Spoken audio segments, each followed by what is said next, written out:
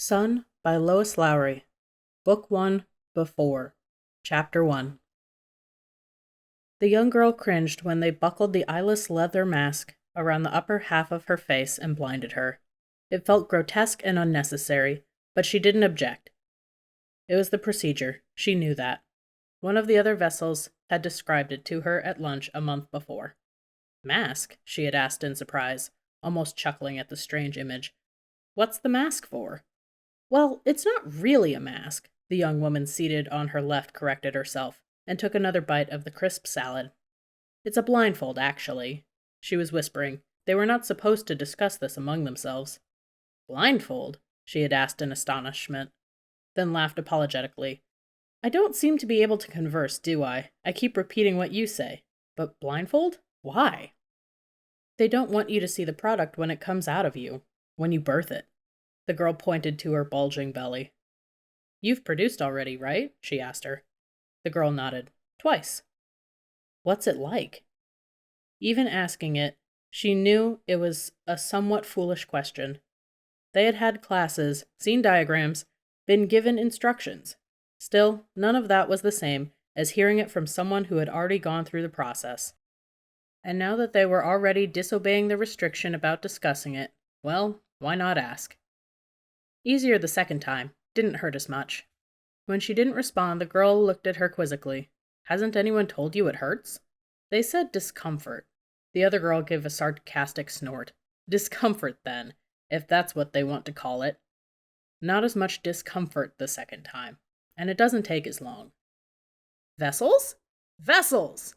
The voice of the matron through the speaker was stern. Monitor your conversations, please. You know the rules. The girl and her companion obediently fell silent then, realizing they had been heard through the microphones embedded in the walls of the dining room. Some of the other girls giggled. They were probably also guilty.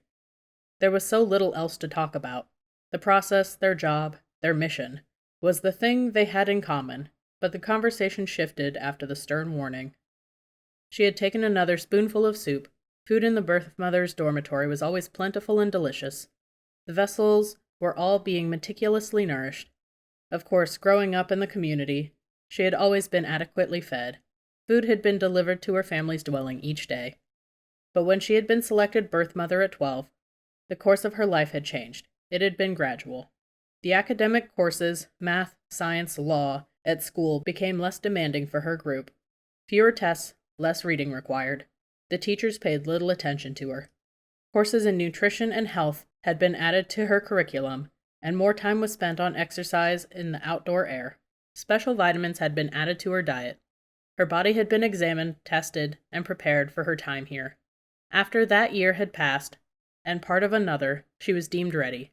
She was instructed to leave her family dwelling and move to the birth mother's dormitory.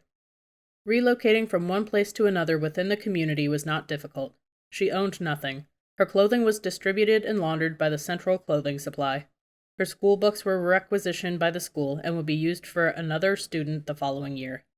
The bicycle she had ridden to school throughout her earlier years was taken to be refurbished and given to a different younger child.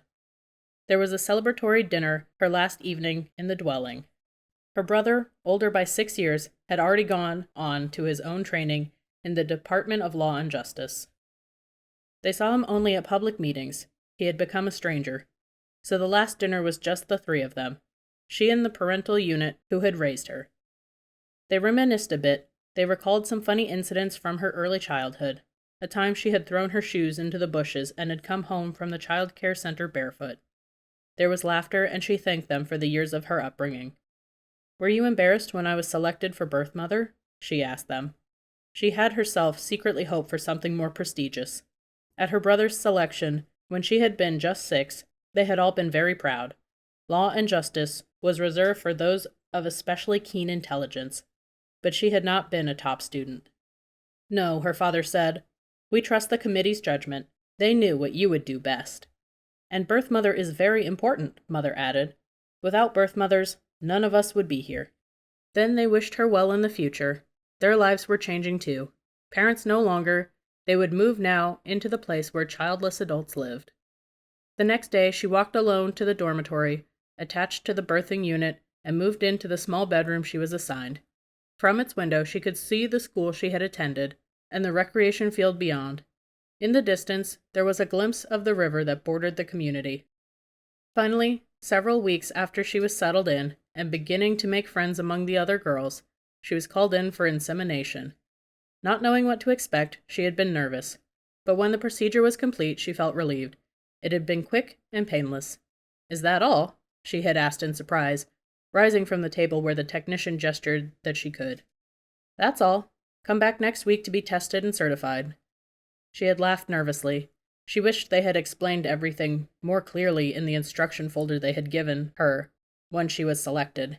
"What does certified mean?" she asked. The worker, putting away the insemination equipment, seemed a little rushed. There were probably others waiting. "Once they're sure it implanted," he explained impatiently, "then you're a certified vessel." "Anything else?" he asked her as he turned to leave. "No? You're free to go then." That all seemed such a short time ago. Now here she was, 9 months later, with the blindfold strapped around her eyes. The discomfort had started some hours before, intermittently. Now it was non-stop. She breathed deeply, as they had instructed. It was difficult, blinded like this. Her skin was hot inside the mask. She tried to relax, to breathe in and out, to ignore the discomfort. No, she thought, it is pain. It really is pain. Gathering her strength for the job, she groaned slightly, arched her back, and gave herself up to the darkness. Her name was Claire. She was 14 years old.